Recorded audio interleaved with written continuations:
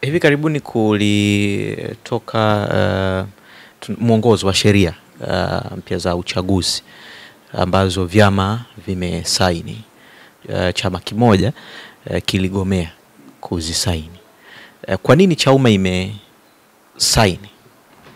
Mimi nafikiri kwanza kila chama kina maamuzi yake juu ya hilo, na bahati nzuri au mbaya kulikuwa hakuna discussion kwamba bwana sisi tumezungumza, wewe mbona tukubaliana hivi na nini, au umekwenda kumshawishi mwenzio.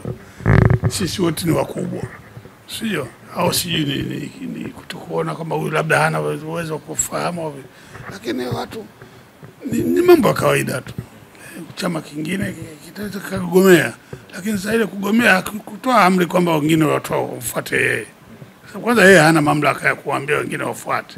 Natumia bima papo kwa sababu inaruhusu kuweka TIN namba yangu wakati wa kununua bima. Inafanya iwe rahisi kudai vati kutoka TRA kwa kutumia hati hiyo ya bima. Uwezo wa kupata mkopo bwana.